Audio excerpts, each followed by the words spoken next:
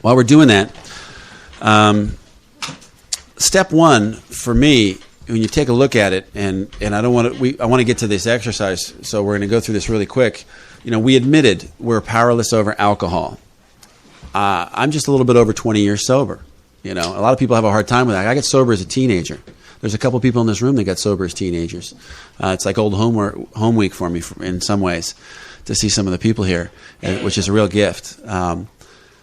So if I've been sober for 20 years, is alcohol my problem? Can't be. I haven't had a drink of alcohol in 20 years. Right? But then again, if alcohol's not my problem, how does step one apply to me, right? You have to work step one 100% according to the 12 and 12. How does that apply to me if I haven't had a drink in 20 years? That's what this exercise is about. Because step one's got that funny little dash in it. And most people don't know what the dash means. Well, here's out of a 1947 dictionary, under the word dash, it says, to indicate a break in thought, to mark a summing up. What that means is everything that comes after the dash applies to what happens in front of the dash. So if we admitted we were powerless over alcohol, dash, that our lives become unmanageable, it's the unmanageability that applies to my life. Because I have the disease of alcoholism, I have a lack of power. That is my problem. I need power. 20 years sober, I still need power. I need more power than I did when I was 1 day sober. I need more and more power. Remember the analogy I was using about spiritually? I have to grow spiritually to offset my disease, which was my spiritual disease, which is continuing.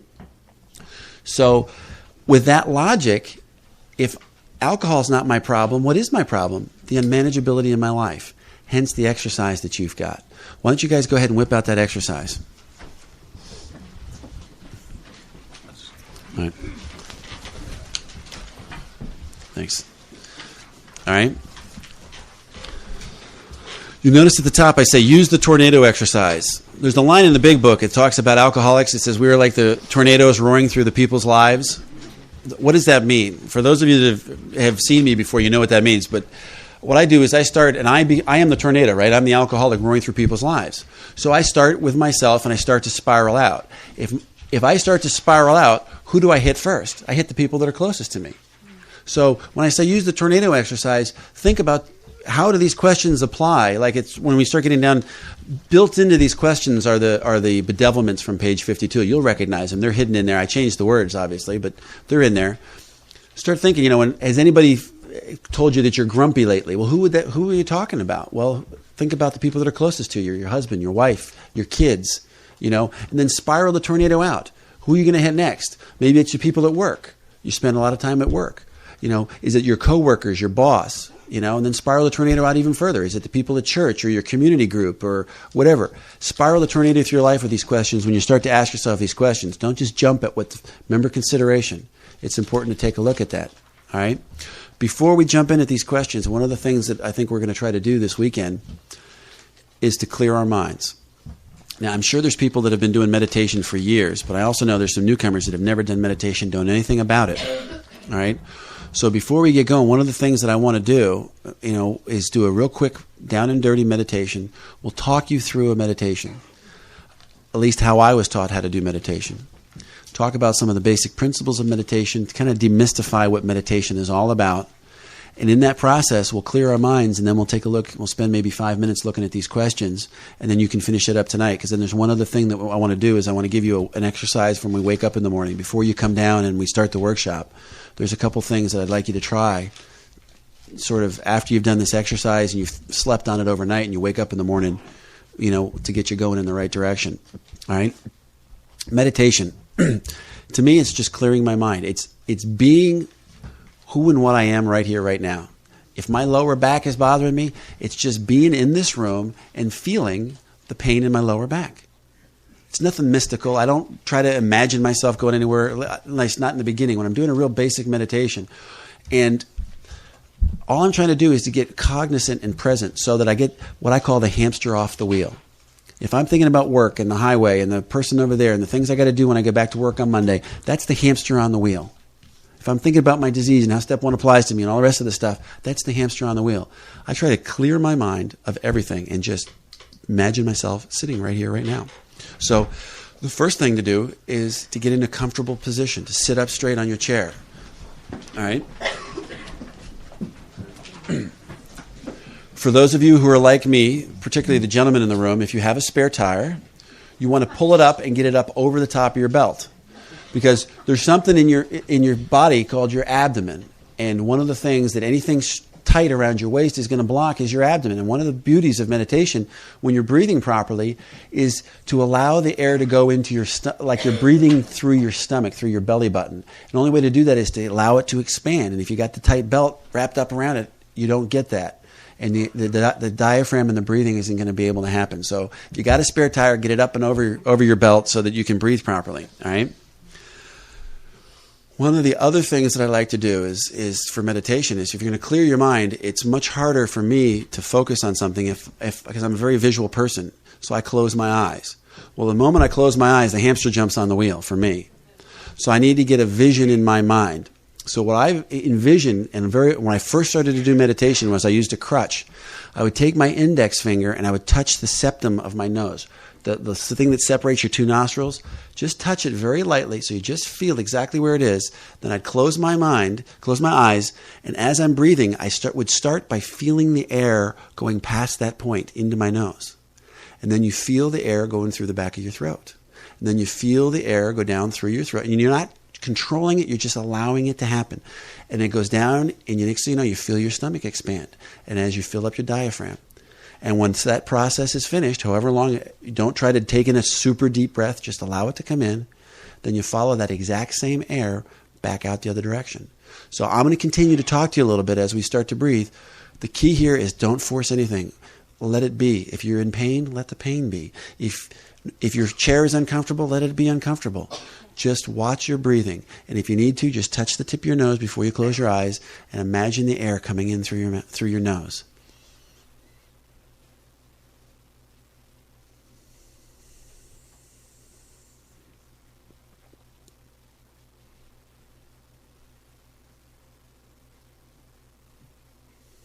Follow the air coming in.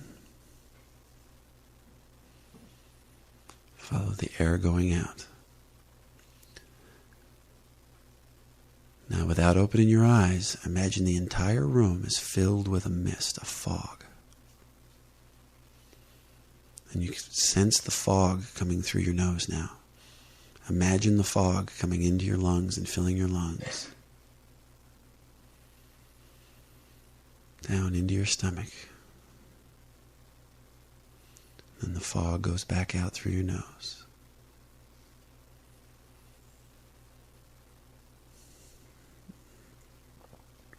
Now start at the top of your head and see, is there anything that's bothering you? Does your ear itch? Does your eye twitch? Is your shoulder sore? Is your back bothering you? Feel the weight of your body on your tuchus as it sits on the chair. Feel the pressure underneath the soles of your feet. Feel your toes. And bring your thoughts back to your breathing. The air coming in. The air going out. Meditation is that simple. Gets you here in the room with us, right here, right now. Now grab a pencil and let's take 5 minutes and we'll look at those questions for step 1 exercise.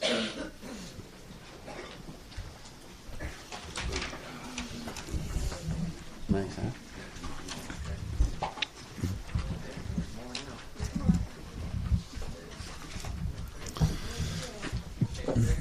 Yeah. Yeah. Did anybody have trouble with that meditation before we go on? Yeah? What did you have trouble with? You kept thinking the hamster was on the wheel? There's only one thing I can offer, and that is practice. You know, Mark always says, discipline is the horse I ride. If you try that, and you do it, and you do it, and you do it, eventually you'll get the hamster off the wheel. Tonight, your homework assignment is to finish all 30 questions. All right? But it gets better. I'm just like the evil professor. We got another handout.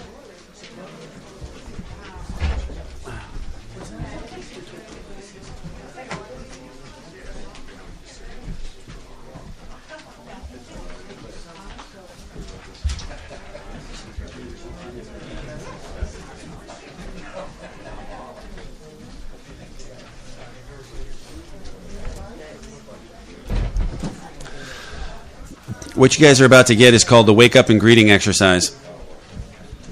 All right. Obviously, somebody's read the exercise already. Here's the deal with this exercise. No, wake up and greeting is being passed out. You didn't get one for yourself? Too selfless.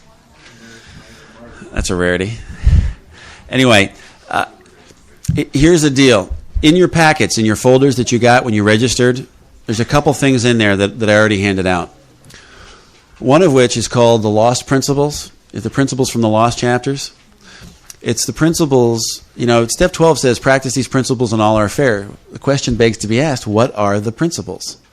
Well, obviously, there's the 12 steps. There's 12 principles. And there's the 12 traditions. There's 12 more. And there's the 12 concepts. All right, just within our circle and triangle, on the three sides of the circle and triangle from the big book, we have 36 spiritual principles. All right, buried within the 12 concepts is the 6 warranties. All right, but there's a whole bunch of other principles, specifically principles we're supposed to be using with our families. All right, so I went into the Lost chapters and I pulled out the principles from the Lost chapters. And you'll notice that some of the words are bold. What I do is I've added in my morning prayer and meditation, I've added the bold words. So when I'm praying in the morning, I will ask God to help me never be angry, to give me patience, help me have a good temper, to help me to be reasonable, not be critical, not to take sides in any argument. And I just add those into my prayer and meditation. All right? There's another thing called Just for Today cards that you'll see. They used to be very prevalent in AA. A lot of intergroups have stopped printing them. And I got sober on the Just for Today card. It was one of the first assignments my sponsor gave to me.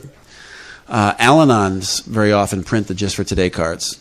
What I did was I took some of the principles from the Just for Today cards from the old days, and I added some of my twist to it. So I've plagiarized and I've modified. Here's 10 things to try just for today. So if you want to try to add those. The whole idea is to have a new experience as we go through this retreat. But there is the waking up exercise, and this is something that you can try the principles, you can try the Just for Today things if you choose to have a new experience. I recommend them highly. But I would like you to do this exercise, the waking up and greeting exercise. It starts at the top. Bhante Wamala, interesting character, very spiritual guy. He says each day has 86,000 seconds. Think of it as $86,000. How do you want to spend yours today? Time is all we have, right here, right now. The past is gone, and the future may not get here. So right here, right now is when we're spending the most valuable resource we have, and that's the present moment. And it's the only place that God can be found, is right here in the present moment. So I like to start my day, if I come flying out of the bed, and the alarm clock is, I sleep with 4 or 5, depending on the night, how many alarm clocks I have to get me out of the bed. If I come flying out of bed because the alarm clock went off and I jump, and now life is dictating how I'm going to get going. It's not because I set my alarms early, I'm going to get up and pray and meditate, and I'm just kind of going at a nice smooth pace. I'm going off like my hair's on fire. I got a problem already because I'm cramming too much into the stream of life. I'm not connected to God. And what happens when we're not connected to God? We're wide open for suddenly or a strange mental blank spot to come along. All right? So linger in bed. Think about it. I gaze around the room. Oh, I'm in a different place. I travel for a living. For some people that don't travel, this is going to be a new experience. It's to lie in bed, and you kind of wake up, and you kind of go, wow, where am I? Oh, I'm at the Wilson house. Look around the surroundings. Look at the wallpaper. Pay attention to what's in your room. Just relax. Stretch. Start stretching in your body right then. And then I immediately go into some of the gifts. I say the prayer of Jabez, which I wrote down here on the sheet. So how are you going to do this if you don't have it memorized? You're going to need to leave this sheet next to your bed so you can reach over, grab it, and go through it, and go through this exercise.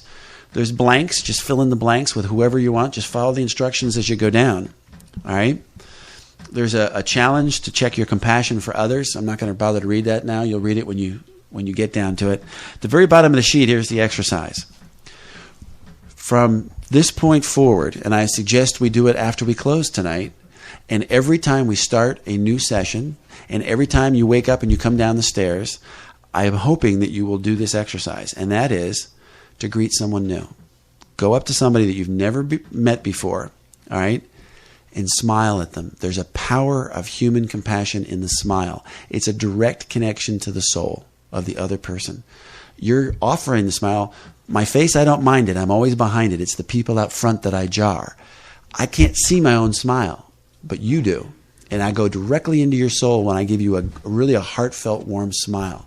What's the first thing any newborn baby, not a newborn, but a little child, once that shock of coming into this earth is born, what do when the first time they meet somebody? Even a little infant, they smile. They see it could be Jeffrey Dahmer looking into their little crib, and what do? They look up and they go, and they smile. It triggers something in a human being, is the power of a smile.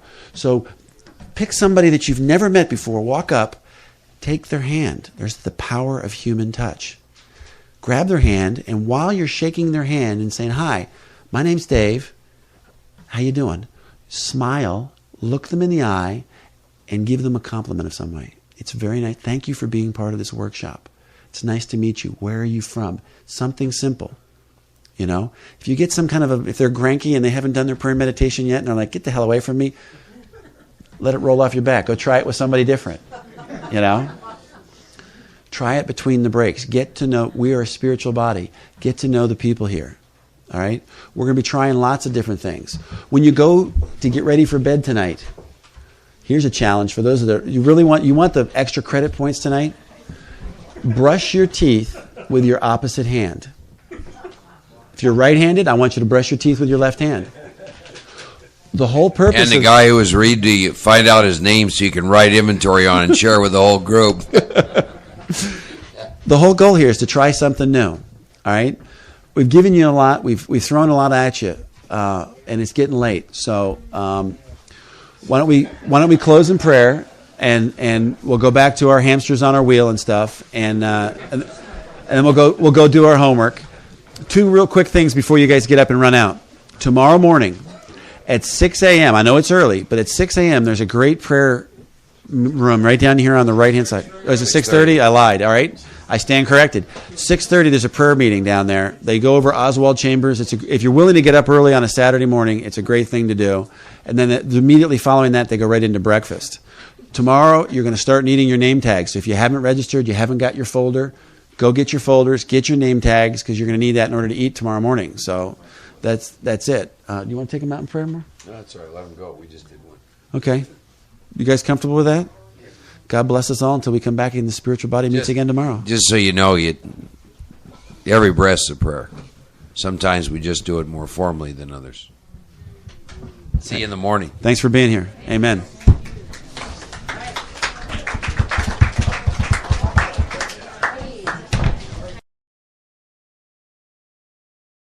Morning, everybody. We're going to open this up with 3 minutes of meditation, followed by, if you'd please be kind enough, join me in the third step prayer after the meditation, please.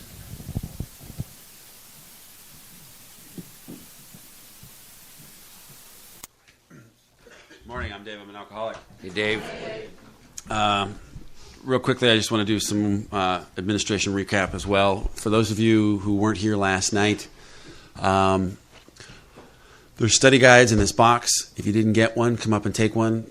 We're short on numbers, so don't take extra copies, please, if you don't have to. There's also if you didn't get it last night because you weren't here, there is a waking up exercise and a step one worksheet of questions that we're going to be basing the entire weekend off. So if you didn't get one of those and you haven't done it, by all means, grab it and fill that out because that's what we're going to be using. The study guides that we use, they're all references to it are from the study edition of the Big Book, and those are available back in the side there for $6. There's a can, just throw $6 in the can. The other thing that we're doing this weekend is we're running a 50-50 to try to help raise money for the Wilson House for a sprinkler system for the house. So, and Glenn has donated 2 sets of tapes. So we're going to auction off the 2 sets of tapes with those tickets, and then we'll have a 50-50 raffle at the end of the weekend. I don't know who did it, but whoever the anonymous donor was, these are beautiful. Thank you very much. What a gift. I'm assuming it's a gift. If it's not, I'll make amends for it later. You just lost a book. Let's see. That's about it for the administration stuff. Last night we started out slowly, and there was a reason for that, to try to get us into the right mindset, to get rid of the cares of the day and the week, and get the hamster off the wheel and slow down a little bit mentally, and talk a little bit about prayer and meditation, and give you guys a start with what this weekend is about. And this weekend's all about change. It's about what's the next step on the road to emotional sobriety, using the 12 steps after you got some sobriety under your belt. And hopefully you saw, those of you who were willing enough to do the exercise last night of brushing your teeth with the other hand. Difficult, huh? Yeah. A slight little change. Alcoholics don't like change, and change isn't the enemy. We think that change is the enemy, and it's not. Everything about life is change. If change were the enemy, then life would be your enemy, and it's not. It's your greatest ally. The enemy is our resistance to change, and that's a mental deal. That's inertia. That's us not wanting to expose ourselves to change, and it's because of control, and it's as simple as doing something different. Combing your hair. Oh, did he say combing your hair? Yeah, that's your next exercise. When you go to comb your hair anytime today, comb it with the other hand. Give it a shot. Watch how difficult it is, But speak to somebody that's got their arm in a sling, who's now all of a sudden forced to do things with their other hand, and I bet you they would tell you that they really wish that they were more ambidextrous than they are. Change is not a bad thing. It's what we do with the change, and if we're open to it and receive it, especially if it's God's will. Because if we're in that resistance mode, we're not just resisting life, we're resisting God. And what God does not lead us by neon signs. He doesn't send a sign down and say, Dave, go this way. My sponsor described it as breadcrumbs. The old Hansel and Gretel story, you find your way back with the breadcrumbs. Well, he said, that's what you need to look for. God will lead you by the breadcrumbs. And if you're up here looking about how you're going to get your life, you're not paying attention to what's around you. You're going to miss the breadcrumbs and go right off the road. It's the same deal. Tiny little changes. A couple things have been pointed out to me. Number one, for those of you that looked at the guide, there's no page 8 in the guide. No, it's not a malfunction. All right? According to Mark, all the really important things, the real magic that you need to get out of this weekend was on page 8. So, slow burn on that one, huh, man? And when you finish all your amends, it will appear in your book. Here's the real deal. I don't know how to work Microsoft Word, and when you change the format from a normal layout to a horizontal layout, for some reason on my computer it adds an extra page in there. When I printed it, I didn't print it because I didn't want to waste the money to print a blank page. So that's where page 8 is. But it gets you thinking, and the neat gift is, it tells me that people about to take a look at those guides and flip through it and say, what's in here? And there's so much material in there, you're not going to have time this weekend to take a look at it and absorb it. So you're going to have to bring it home with you and take a look at that stuff. And I find that most people say that it becomes really a valuable tool when they go to start 12-stepping somebody and lead a sponsee through the work, and they, you have that mental amnesia. You have a senior moment, and you kind of go, well, let's take a look at this guide, and because it's all laid out there very anally. The formats, that describe our secessions, the times. My apologies for the fact that it's in military time. I'm in the military, if you can't figure that out. And every year I forget, and every year it comes out in military time. Just subtract 12 if you can't figure it out, and it'll get you back to the normal times. The bold times are the important ones. Those are the times we're going to eat. Those are really the starts and the stops. And we're going to let the Spirit direct us where we're going to go, through this weekend. How's everybody enjoying the food this morning and last night? Pretty good, huh? take the time to thank the people and you see working in the kitchen. Remember, everybody's volunteering here. They're giving of themselves. A lot of love goes into that food. And not just the camaraderie. It's easy to get caught up in the camaraderie and fellowship and talking at the table. You're going, wow, this is really good food. Then you forget. And you're back in here and you're drinking a cup of coffee going, man, wasn't that dinner really good? And you never bothered to thank the guy in the kitchen. Rules of engagement. Yeah, I know, military, but rules of engagement.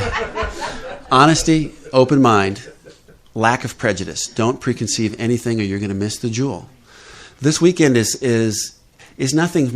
We don't have any magic up here. We've got our experience, and we've got the real magic was given to us in the big book. The problem is we had this beautiful diamond and we dropped it in the mud. And alcoholics, we pick up this diamond, and it's a diamond, and it's covered with mud and manure, and we're just too lazy to wipe the dirt off to look at the real jewel that's underneath. That's just too much work for us sometimes. Unless, of course, our lives depend on cleaning up that diamond and watching the sparkle. And with that diamond, it'll buy you a new life, a spiritual life.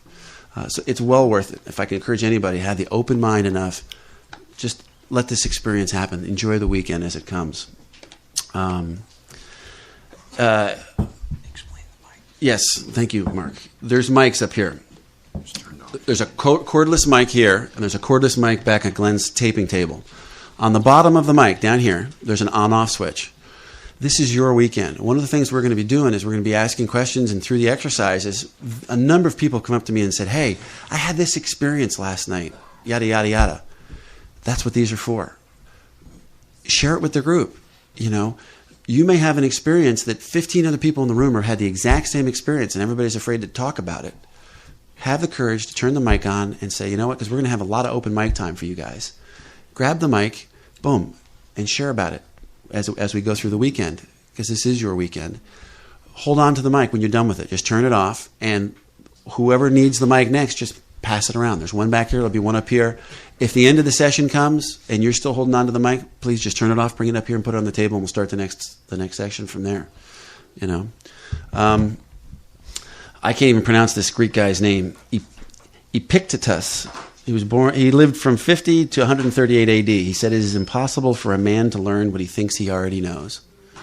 There's that great quote from Herbert Spencer in the back of the big book.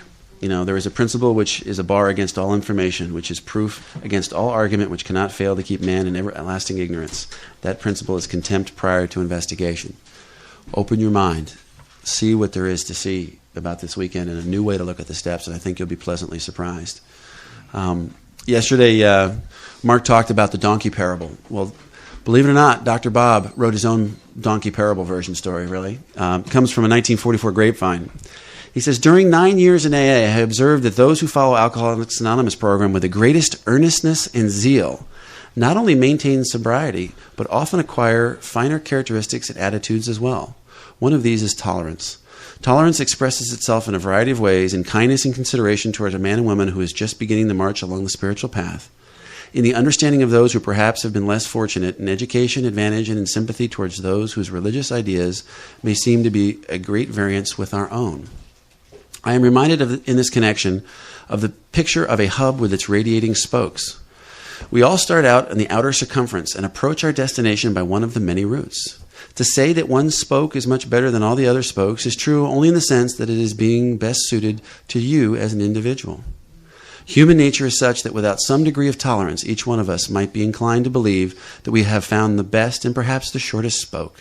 Without some tolerance, we might tend to become a bit smug or superior, which, of course, is not helpful to the person we are trying to help and may be quite painful or obnoxious to others. No one of us wishes to do anything that might act as a deterrent to the advancement of another, and a patronizing attitude can readily slow up this process. If you don't agree with what we're sharing here, try applying what you do. Do you have an experience that matches it? If you don't, go get the experience before you judge us.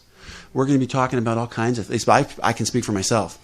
I steal from everybody, as I shared last night. I'll be talking Christianity and Buddhism and Taoism and Shintoism, soup to nuts. If there's a way to get closer to God, I want to know about it. And I'm going to try to apply it. But my foundation is first and foremost always the Big Book of Alcoholics Anonymous, because that's what I learned, and then I build upon that. I use those basic principles as my foundation, and I have an open mind to try new experiences to get me closer to God, and hence make me a better servant for God to carry out what He wants for us. Let's see, what else did I wanted to say before we kick this thing off? That's pretty much it. I'm tired of talking this morning. The questions that we had from last night, there was a lot of people that were kind of laughing and snickering and thinking, oh, I don't want to do these. How many of yourself, and let's be honest, by a raise of hands, how many of you, as you were working on those questions last night, thought to yourself that they wanted to rewrite a question? Okay? How many of you thought to yourselves, do I really have to answer this question honestly? Yeah, there's some more honesty. All right? I had one of the neatest experiences last night with my wife. We're sitting over there, and she's getting ready for bed, and I said, aren't you going to do the homework? And she's like, why? I'm not an alcoholic. You know? And we sat down, and we started answering these questions, and it was a hoot. We had a blast. And she's looking at me, and she's going, what's your answer to number 14? So I answer it to her, and that number 14 is, can you be alone with yourself in quiet? You know? And I said, well, yeah. And she goes, liar, you're lying. You never are alone in quiet. You've always got the TV on and the radio's going. And I said, well, I can do it. It doesn't mean that it's my choice. Doesn't mean I do it, but I can do it. You know? How's that for alcoholic delusion? You know? The neat thing is, we're all different, and we all have interesting... Some of these questions, you know, when you're going through, were traps. I don't know if you noticed that. It's particularly the questions about, would your family describe you? And as you read that, you kind of go, okay, well, that means that I would really have to ask one of my family members. And then it's the consideration that became really important. When your mind snapped into, okay, which one of my family members would I ask? And your ego immediately starts that file system, and it starts going through, well, I don't want to ask mom because I might get, maybe my littlest son will no, because he knows, you know, and you start that, who would I ask? And, well, I'd ask this question to this person and this question to this person. You need to be asking yourself in your heart, why? Why would you ask that question to one person and not the other? What is it that you're afraid of? And what is the answer that's embarrassing that they're going to repeat back to you? You know? There's only one problem with the truth, is you get instant results. You'll hear me say that over and over and over and over again. You know? Might as well face it. It doesn't change it. Mark forgot his suitcase. He could have thrown a temper tantrum in Dallas DFW airport. What if that had gotten him? Nothing. You face up to it and go, you know what? I'm human. When I showed up and Glenn goes, hey, why does your outline say secession on it? I could have gone, oh, I just embarrassed myself in front of all these people. Or I just started laughing, going, well, guess what? I'm human. Thank you, God. You know, that's my answer. Face it. Move on. Doesn't cost you anything. You know? Look at question number 1. Have you worked all 12 steps of Alcoholics Anonymous completely since coming into the program of Alcoholics Anonymous? All right? And then question number 2, immediately following it, said, can you say yes to all 12 of these statements? Have you admitted powerless over alcohol? Admitted your life is unmanageable? Come to believe in the power of God? Giving your will and your life over to God? Boom, boom, boom, right down through the list. How many people in here said yes to question number 1 and no to question number 2? Couple honest people. The real important thing is not the fact that you said yes to 1 and no to 2. It's in the if not, why.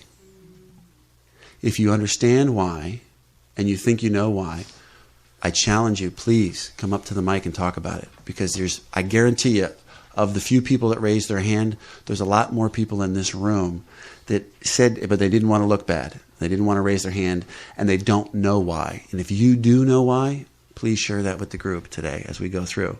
Sometime get up at the mic and talk about how you could think to yourself, you have worked all 12 steps, yet there's that one financial amend that I haven't bothered to face.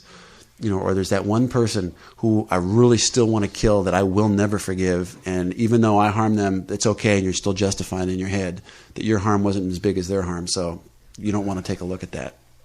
that kind of deal. That's what this entire weekend for. That's your diamond in the mud, to use that same analogy. Let me turn it over to Mark. Morning, everybody. I'm Mark. I'm an alcoholic. Hey, Mark. Yeah, how much freedom do I want? How much peace do I want to experience in my daily life? What a great deal. You go to the ocean, you can take a thimble, you get to decide the size of the container. You want to know a little of God or you want to know a lot of God. Dave made a statement about getting closer to God, and it's impossible to get closer to God. Really, what happens to us is if you're willing to pursue a course of action, you just become aware, awake, mindful, and conscious of that which is always present, within and without, which is God and the power of God. So it's not a subject-object kind of a deal. I've always laughed at the third step from a standpoint of this. I'm going to make a decision to turn my life and will over to that which is my will in life. The object is going to turn it back over to the subject. I mean, it's just, our arrogance is beyond belief sometimes, isn't it? Dave was talking about, some of the theme here is emotional sobriety. And it's interesting in that if you look at the second and third step, in the second step it's talking about the idea of insanity around drink. And that the main problem centers in your mind. And in the third step, you're going to make a decision about this will. And then 30 pages later, or 28 pages later, whatever, it now tells you that you can operate along the line of your will. So I think a great question is, well, what in the heck happened in those 25 pages? I'm at a place where I can't trust my own mind, and my will obviously is not doing well. And then 25 pages later, I can operate throughout my day along the line of the will. And what is that about? And that ties into emotional sobriety and the concept of change. You and I live in a world of impermanence, constant motion, everything. The extent to which your self-will is intact is the extent to which you will not have emotional sobriety. It is the extent to which change and or your life situation will begin to have a tremendous impact on you. I was talking to a gentleman earlier, and he was talking about several years ago. He had 2.5 years of sobriety, and he went through a divorce and got drunk and stayed drunk 8 years. And I said, well, that's about the life situation. Go back to these meetings that we're going to and ask yourself, what are we really talking about in our meetings? And what we're talking about far too much is our life situation. And by the time, my experience is we need to be talking about our life, because our life situation consistently changes. What do I mean? I'll take my own. I've moved probably 7 times in sobriety. Physical health problems, a horrible car accident, financial problems, divorce.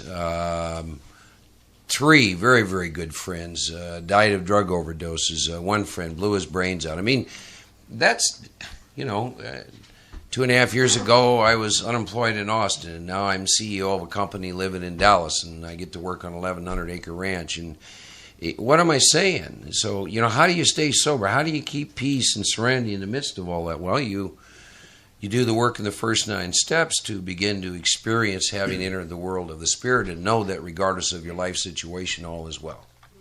That all is well. I mean, my father died in 1986. My mother died in January of 2000. See, I live in a world of impermanence, and the extent to which I am ego-bound or self-will bound is the extent to which I will resist change of any and all kinds. And it's absolutely a horrible way to experience life. The spirituality, the unmanageability of my life is a manifestation of my resistance to what is. You see, what is what is. There's no right or wrong, good or bad. And so there's such a connection between emotional sobriety, if you will, and my capacity to have peace in my life. So that's some of what we're going to, talk about. I know some of you have here been to the Fellowship of the Spirit in Colorado, and pretty much the rest of the weekend we're going to follow a format they use up there, which is Dave and I are going to share for a brief period. And then we're going to have microphones, And you all are going to share your experience with some of the spiritual exercises we've asked. That's the format they follow up there. They have workshops on the steps, and they'll have a couple of people share for about 10 minutes each, and then they have mics on the floor, and then the rest of the audience comes up and shares your experience with what it is that we're talking about. And that's pretty much the path that we're going to follow. Just two other comments, and then we'd like to hear from you guys about the exercise. Exercise for me was interesting because I'm single. See, he's married, right? So he got different feedback from his mate. But see, I'm single, so I can operate very delusionally, and my answers to these questions show me that I'm probably much more spiritually fit than Dave. I was laughing hysterically watching him and his wife go back and forth with this about, and of course, it was the same thing. His response to her questions was different than hers, right?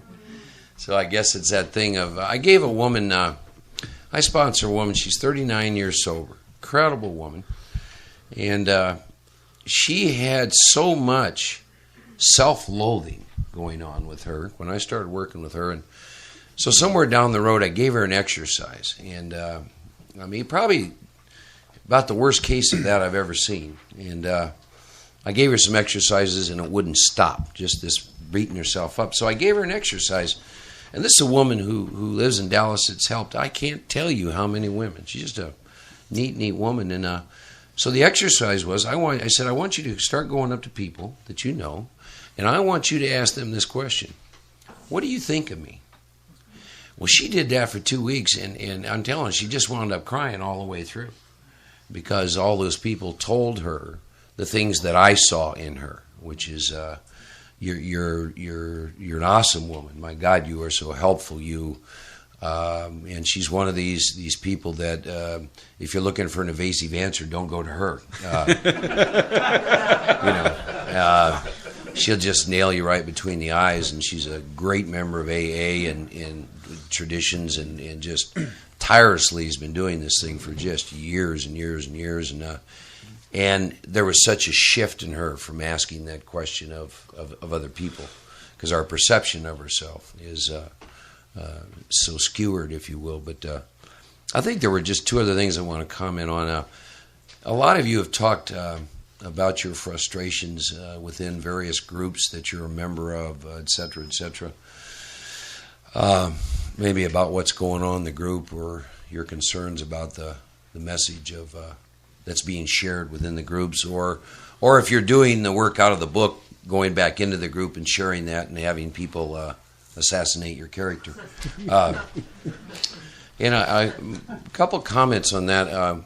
One of the considerations I really would like to have you all work with this weekend, or a concept, if you will, is consider the idea that there's no such thing as free will.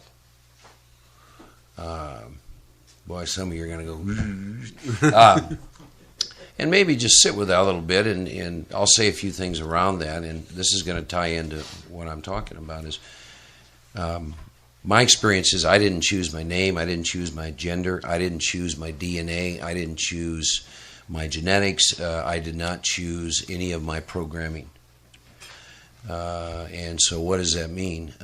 What it really means is, based on my experience, is I'm free of this idea that I had free will. My experience is there's either self-will or God's will. In that, I like to think of it in terms of a computer. Computer can only put out what the hard drive is designed to put out. So you and I are going through life, or going into meetings, or particularly let's look at amends, someone's harmed you, and you keep getting upset because the computer, i.e. this person or this group or whatever, is putting out some information that you don't agree with, and you're actually delusional enough to think it can. See? Whereas I begin to understand this more, and where I begin to really experience this was in my 9th step, from a standpoint of realizing that I never have ever been awakened and said, I think I'll go harm this human being today. And if you're like me, this idea of choices, I would, in sobriety every year, you sit back and you kind of look at the last year and you look at some of these, quote, choices you make because you had free will, and you go to yourself, why would I do that? What is wrong with me? And I began to understand, and then some books came out when I started looking at this, and I said, wow, I think I've been operating under a delusion here about this free will. My brain is a reactionary tool, virtually in all areas. And what it really did is I began to understand, Mark, the computer can only put out what is put out. A guy came to me the other day, set an appointment to make an amends. This is unusual for me in all my years in AA. He was a member of AA, and he was going to make an amend to me. Well, I don't know why it is. We make amends to family and stuff out there, but we don't to each other. But so we sat down, and he went through the deal, and I thanked him for that, and I just started laughing. He said, "What are you laughing at?" I said, "Well, I appreciate the amend, but I didn't take it personal because that you couldn't have done anything different than what you did." He said, "What are you talking about?" I said, "Well," then I talked about what I'm talking about now, and he clicked in and he got it. I said, "You didn't wake up that morning and say, I think I'll run around to 3 people and assassinate Mark's character." I said, "That's not what happens." This will tie into this issue of forgiveness. For me, there's nothing to forgive. I'm getting the best that I can possibly get from every human being that I've ever encountered. That's also back to love. See, if you don't understand this concept, how can you love unconditionally? Because you're going to have an expectation that this person should act differently. So when I go into different groups or anything else, I just pretend I'm sitting around with a bunch of computers and, oh, that one's spitting out that. That's all they can spit out. Break it down to this. Your sponsor transmits to you what they have, right? Can't transmit what they don't have. So we have all these different expectations of people in our lives and groups, and we're getting all upset. And gosh, what a waste of time, futility. But so consider that piece. And as for the AA message, our big book is very, very clear in here that this is a basic text, and that the first 174 pages of the big book is where it talks about recovery from alcoholism. So for me, what I do when I go into meetings and when I'm asked to share, I share about recovery as outlined in the big book, and that's where I stay. Dave and I were talking. I've had some great mentors and gurus in my life, down to the point of talking to me about what to share and what not to share in meetings of Alcoholics Anonymous. They were very, very clear with me about this. Very, very clear. And, of course, I think over the years, I know Don made a statement one time, and I have to agree with it, which is every problem in AA could be solved by good sponsorship. Mm-hmm. You got to remember, I was fortunate enough to have a man take me from A to Z. This is what you don't talk about in meetings. This is what you do talk about. You don't talk for more than 3 to 5 minutes. He went over everything with me. And so I think there's probably a lot of merit to that. But and then the other part is what I've always had to do. The big book talks about, why don't you create the fellowship you crave? I'm not here to change any group. I'm not here to change anybody. So what I normally do when I get moved somewhere is I start a workshop, we go through the big book, and then we start a group off of that, And then from there, I just travel around, go to different meetings, do what I do. But so anyhow, give some of those things considerations. I think what I'd love to do now is I'd like to hear from some of you about some of the work and some of the experiences that you had maybe with some of this stuff. One last point. 11th step, constructive review. Constructive. You sit and you look at these 30 questions. Constructive. This is not about public humiliation. Yeah. I read one time, I've always loved this, a saint is just a sinner who never gave up. I think as long as I'm in this body-mind organism, I'm probably going to fall short on every given day that I roam the planet. So, but I don't do that. I do it constructively. It's not a tool so there's no arrival place. So at any rate, we'd like to hear from you guys on some of your experiences with it. So we've got a couple mics, one over there, one here. So the other thing that Mike talked about is 3 minutes. We're going to try to keep our things. So we're going to be running a 3-minute timer so we don't get long-winded. So we give, because there's over 100 people in this room, so we want to give everybody a chance. And we are trying to keep these sessions down to an hour so that people can get to the bathrooms and stuff. So who wants to be first? And when you talk, please give us your name, because everybody doesn't know who you are. I'm an alcoholic. My name is Frank. Hey, Frank. To step or to 1 and 2, I said no to a lot of things on this, to be honest. I have amends that I'm scared to make, where in which I robbed someone when I was a little kid, and I've had several occasions over the years on where I was face to face with them, where she was my substitute teacher later on, then she was my kids' teachers. I used to have to go in front of her. I plowed a driveway next to her. I see her out there shoveling the snow. I mean, and I don't know how much money it is, but the money is not the point, because I got it to give to her. Just scared. I've been talking with my sponsor about it over last weekend, and he says I got to do it, and I'm still scared to do it.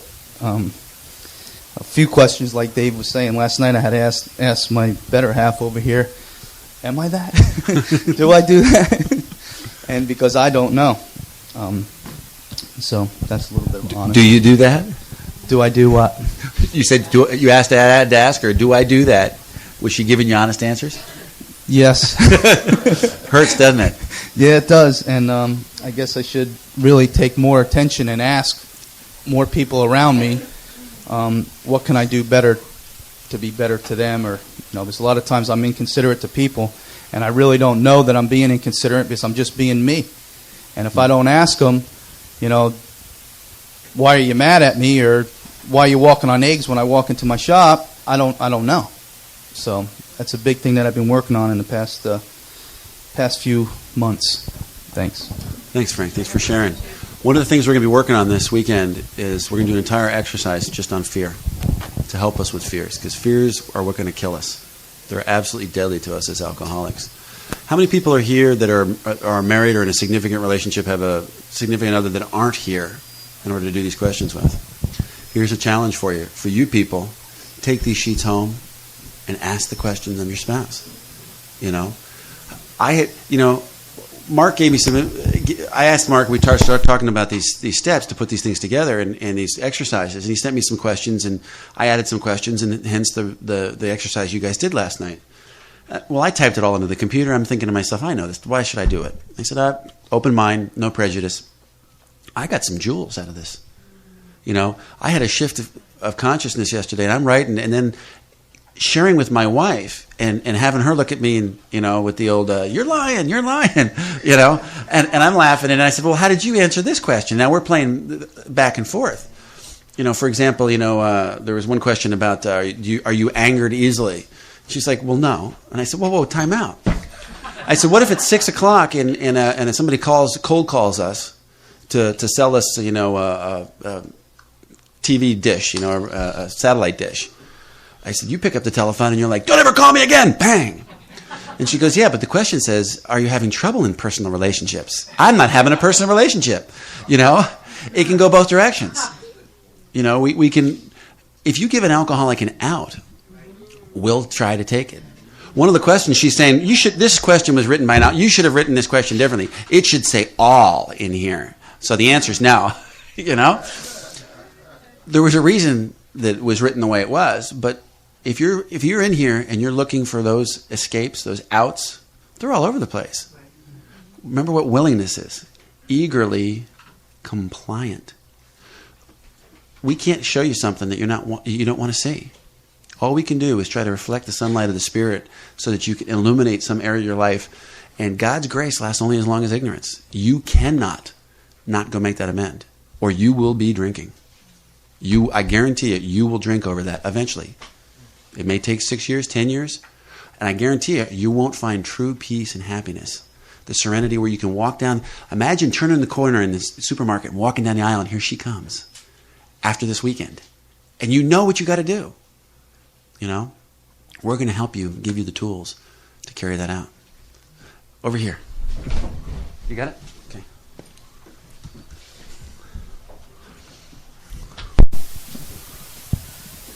Here, it's coming right there.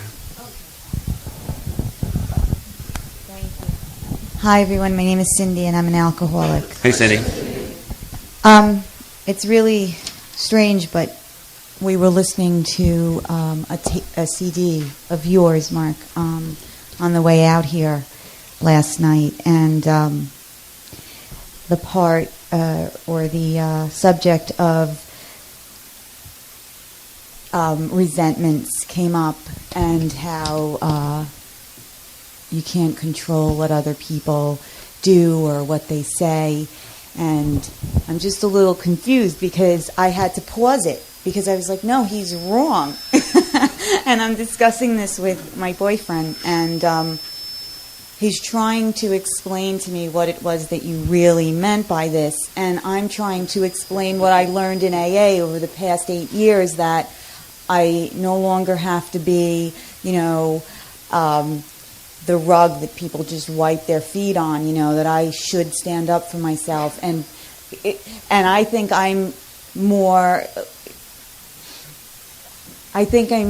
misunderstanding what AA is trying to relay to me as far as standing up for myself goes, because I find myself pointing people's character defects out and being vicious, this is how you behave, and it's all wrong. If you worked your program, I got into this horrible argument with my sister-in-law a few weeks ago, and so I'm just a little confused as to how to handle situations like that. Like, do I just let it go and pray for her and pretend that my feelings weren't hurt by her behavior? Is that what you're trying to say? Or I'm just confused, and I just want to thank that gentleman back there, because I too have a financial amends that I am, and I've been doing this for 8 years, and I've pretty much made every amends that I've had to, except the one. And I'm so afraid to do it. But I have had the opportunity, like he said, to make the amends. But so that's it. I just want some feedback on that. Thank you. There's two things you do with that. One, resent means to revisit. So if your mind, I'll talk about this later on in the week in the 11th step there, describes the thinking mind, the working mind. But if your mind is revisiting the resentment, then you write a 4-column inventory. That's one piece that you describe. The second is you are describing an emotional response to an external event, correct?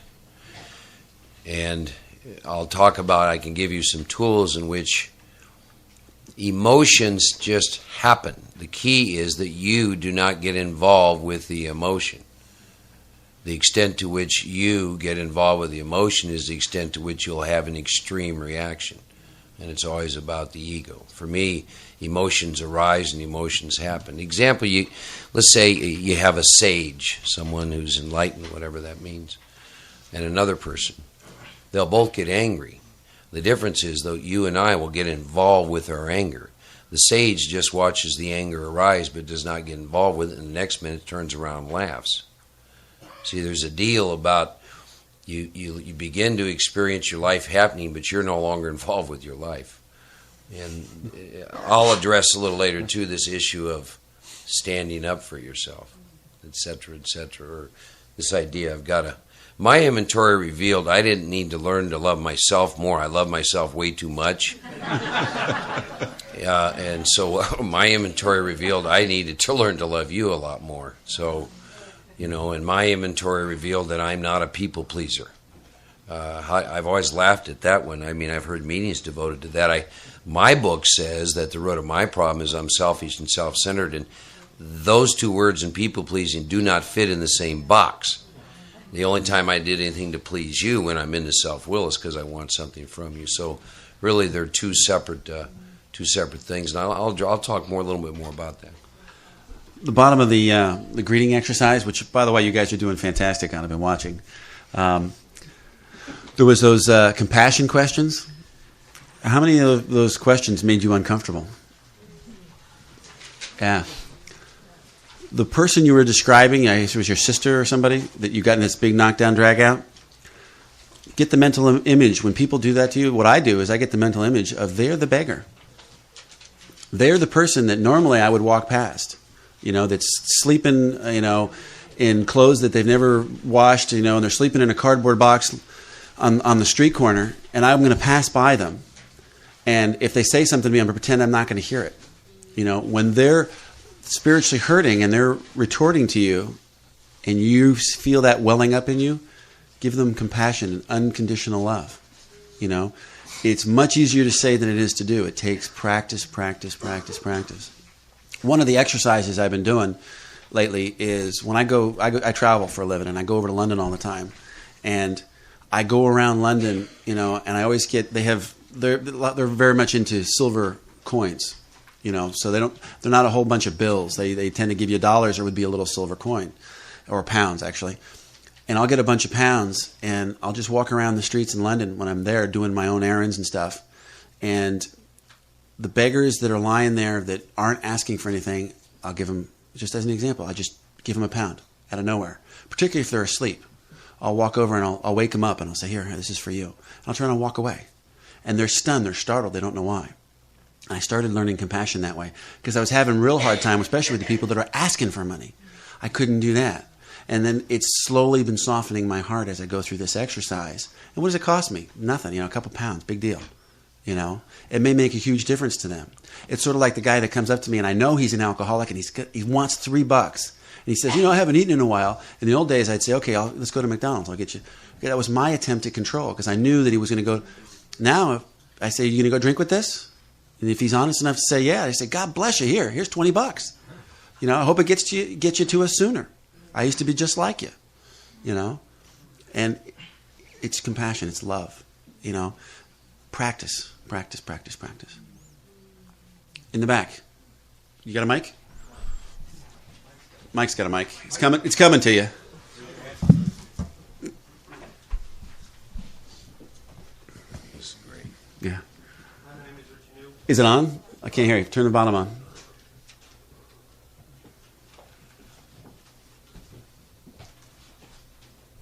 It's dead? It's on. There you go. Hi, my name is Richie New. I'm from Fellowship of the Spirit group in Port Jefferson, Long Island.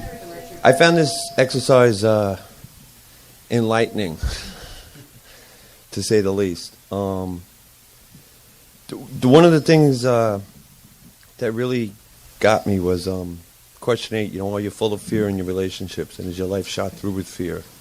And what are your fears? The reason it really grabbed me was because I had gotten sober 13 years ago, almost 14 years ago, and was sober for a while. And then because of huge resentment and a lot of other things, went out after almost 7 years. It took me 4.5 years to crawl back. And I got a sponsor that was like really into the big book, which I was too, had been, but I did the steps, you know, the 4th step especially, and there was the one thing I hadn't done the first time was the list of the fears. And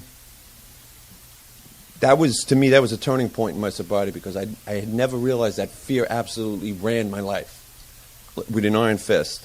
And once I became aware of them, it was a lot easier to see that. Like, I didn't even see that they were controlling everything I did, you know, fears. And I thought I had gotten somewhat of a control of them. And it's just so much, and a lot of the ones that I thought I had dealt with and become aware of are all right there again. And just a few of them. Well, one of them, as I was writing, was Fear is a Seminar. I thought it was coming here to relax. This is going to be work. Going to go home exhausted. But you know, a lot of the old fears, and to me they were like, my fears I always looked at as not silly fears, but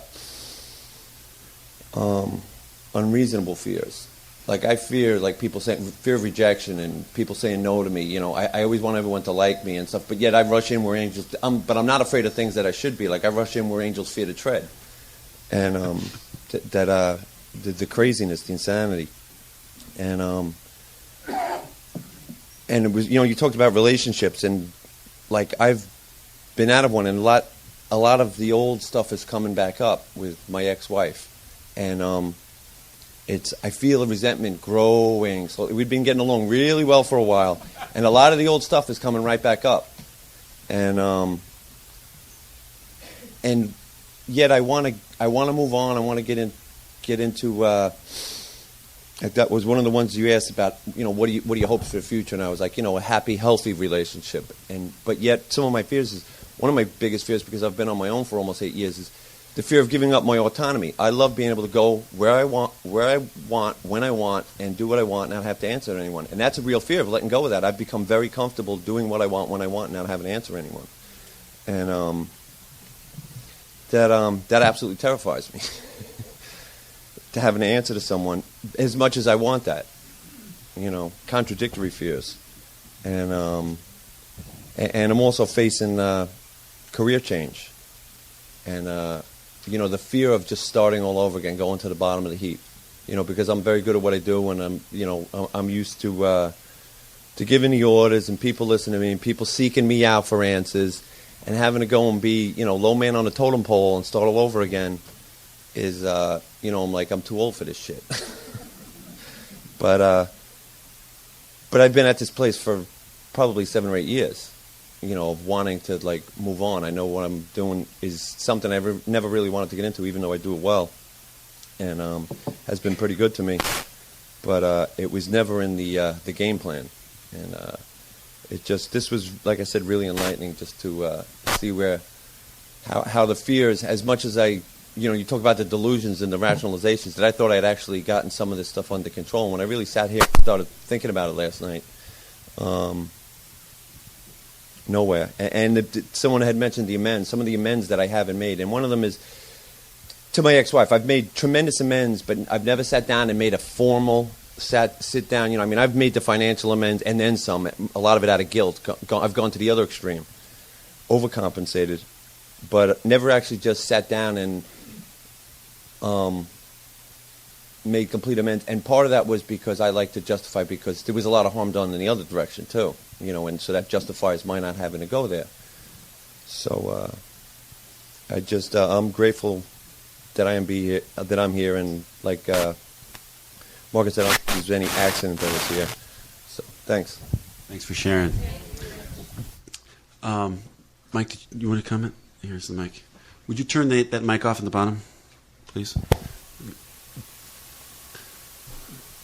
We're going to do an entire session on forgiveness, which I think is going to open your eyes to your ex-wife.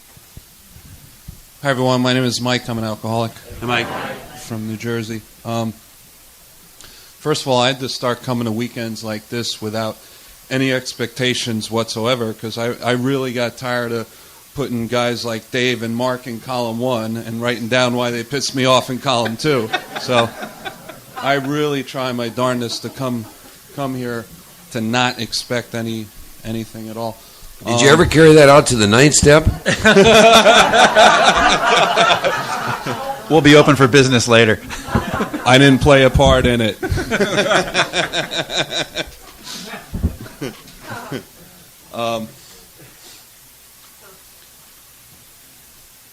I love exercises like this because I don't know, sometimes for myself I think, having gone through the steps a few times, the ego just seems to get bigger, and I don't know if that's the case or not, but I know that if my ego is a rock, the sledgehammer has to become bigger and it has to get heavier, and so I call exercises like this bubble busters, because just when I think I'm doing good, I get my bubble busted. I want to add to one of the show of hand questions that Dave had posed, because it was a question in my mind. It was something that I experienced when going through this. How many people in the room, when out of the yes or no questions, had a very difficult time giving a yes or no answer? Right? I got one like this. For number 15, it begins with maybe sometimes.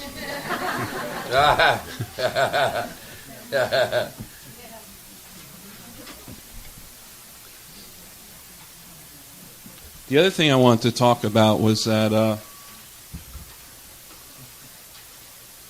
I guess I don't care how many times I go through this work, but I still seem to be asleep in certain areas of my life. Just when I think I'm awake, aware, and mindful, another area of my life will crop up, and I'm asleep.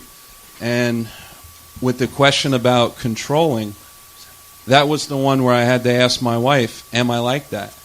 And I asked her that for a specific reason, because I couldn't see it, but there's a person in my life that I view as controlling. And I'm always criticizing that person about his, quote, control issues. And I know enough today that, I reflect what I am. So I had to ask that.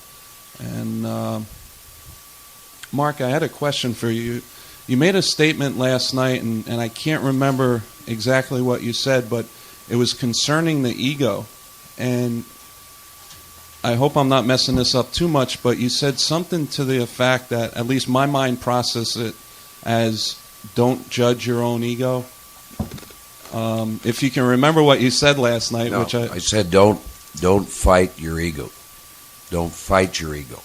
Can you kind of broaden and deepen that statement a little bit? You know, what did you mean by that? Well, there's nothing but God. Everything has been created by that source, including the ego. The big book talks about, we hope you're convinced now that only God can remove whatever self-will has you blocked off. At some point in time, that which created the ego is that which must ultimately destroy the ego. So what I have come to learn is cease fighting anything or anybody, including how my ego operates. I do not resist that anymore, because that which I resist will persist. So that's what I meant by that. You know, again, you're back to the idea that my self-will can't eliminate my self-will, the idea that I'm going to work on me. I mean, think about that. I'm going to work on me. That isn't what happens, really. You know, you look at the third step, with God's help, I can be rid of self. Somewhere then in 4 through 9, you begin to get detached from the ego and begin to experience who and what you really are, what you were prior to entering that body and what you'll be after you leave that body. And it's back to what I was thinking about, what the woman was talking about earlier. I have not engaged in any kind of argument like she's talking about in years. And the reason is because the part of me that would need for you to agree no longer exists. If you can, so my experience is cease fighting anything or anybody, including my ego, including how I operate, those kinds of things. I spent years trying to remake myself, if you will. So that's what I meant by that. Are you saying the ego is God-given? Well, what isn't of God? Here's a concept. It's just a concept, and they change all the time for me. Here's the concept that I'm working with right now. There's nothing but the will of God. Nothing but. Never has been, never will be. I don't have a clue what that is, because only God has all the cards. But there's nothing but the will of God, and that means that God created my ego as well as everything else. And that which has created it. You know, a man many years ago made a statement which I truly understand. And here's what he said. He said, your ego is as mysterious and powerful as God himself as far as you're concerned. And you cannot defeat your ego. It takes the best of us. And I know exactly what he meant by that. And strangely enough, my ego begins to weaken when I no longer resist. When I no longer resist that, when I cease fighting. When I accept where I am, wherever it is, in a constructive way. When we start talking about 10 and 11, there's one word in there, the word watch, which I've been working with for years. That makes a huge difference. And you can get into the place where you can watch yourself starting that argument and pick up on that voice that's going off in your head. That'll help you. We're just about out of time. We got enough for 2 really quick ones.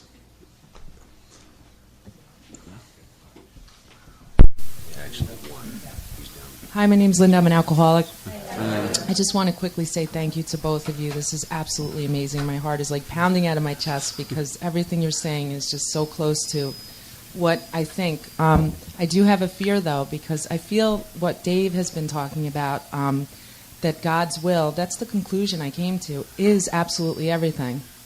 that everything that we're doing, all right, I'll try and put it into, I'm starting to feel like the third step says, made a decision to turn our lives and will over to the care of God. It's almost an ego-driven thing to do the steps, because if in fact God is in charge, why then would we have to do these exercises, these columns, these things only to prove to ourselves on a piece of paper stuff that I think I already know because I am a pretty insightful person about myself, and I feel like I feel very scared, because I feel that if God's will is everything, then for me, maybe God's will is for me to just be miserable forever.